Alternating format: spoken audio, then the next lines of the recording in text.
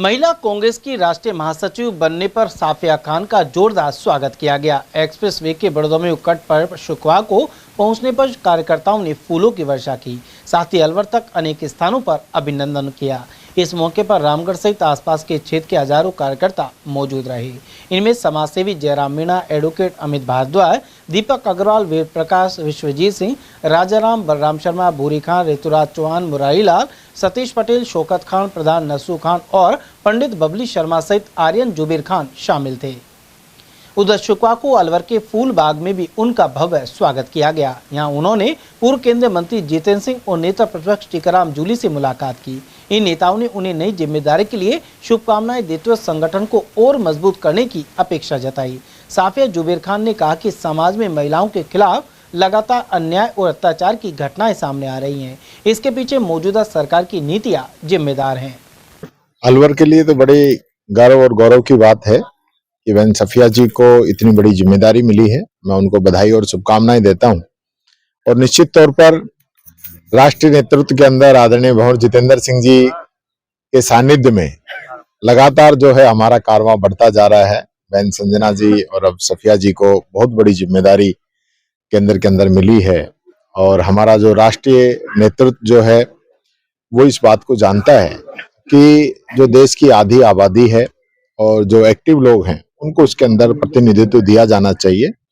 सफिया जी का बनना अलवर के लिए, पूरी मेवात के लिए, क्योंकि मेवात को भी एक पिछड़ेपन के रूप में जाना जाता है कि जहां एजुकेशन की कमी है, ऐसे इलाके के अंदर सफिया जी ने जो परचम लहराया है वो सबके लिए एक मील का पत्थर साबित होगा और हमारे आने वाले समय में हमारी बच्चियां, हमारी बहनें वो भी ये समझ सकती है कि मान लो ग्रामीण परिवेश से आने के बाद में घर बैठना ही कोई काम नहीं है, वो आगे बढ़ सकती हैं, आगे जा सकती हैं, देश के लिए, राजस्थान के लिए काम कर सकती हैं। तो सफिया जी का बनना मैं समझता हूँ कई मायने में हमारे लिए बहुत प्लस पॉइंट साबित होगा।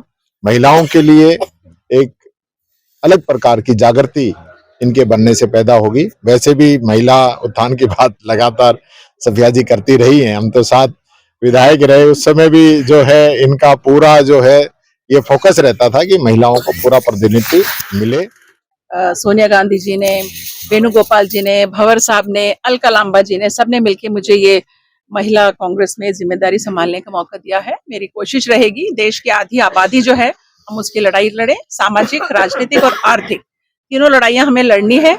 और जिस तरह देख रहे हैं देश में जो हालात चल रहे हैं, अभी कल की न्यूज है कि चूरू में एक पुलिस कांस्टेबल के साथ गैंगरेप हो गया, कानपुर में एक बच्ची का गैंगरेप हुआ, उसमें पुलिस कांस्टेबल खुद इन्वॉल्व है। तो जिस तरह की बातें निकल के आ रही हैं तो बहुत मजबूती से हमें लड़ाई लड़नी पड़ेगी। इन बच्चियों को, इन महिलाओं को हमें न्याय दिलाना पड़ेगा।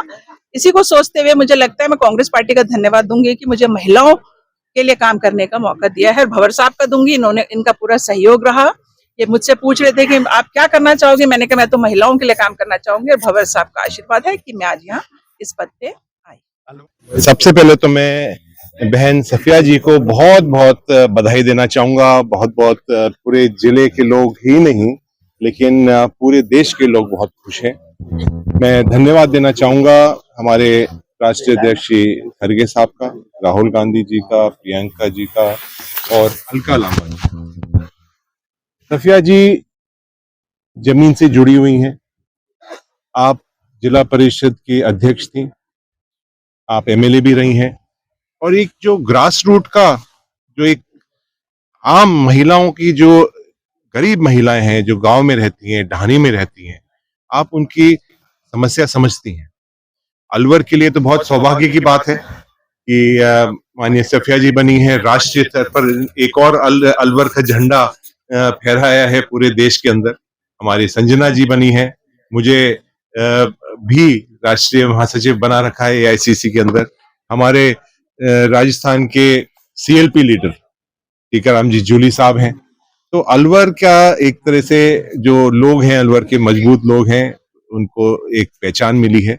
और जैसे अभी सफिया जी फरमा रही थी कि जिस तरह से महिलाओं के ऊपर अत्याचार चल रहा है, भारतीय जनता पार्टी के विधायक हो, सांसद हो, मंत्री हो, महिलाओं के ऊपर जो अत्याचार कर रहे हैं, बलात्कार कर रहे हैं, मारा पीटी कर रहे हैं। हमें याद है कि खिलाड़ियों के साथ जो एक कुछ व्यवहार हुआ वो हम सबों को याद है।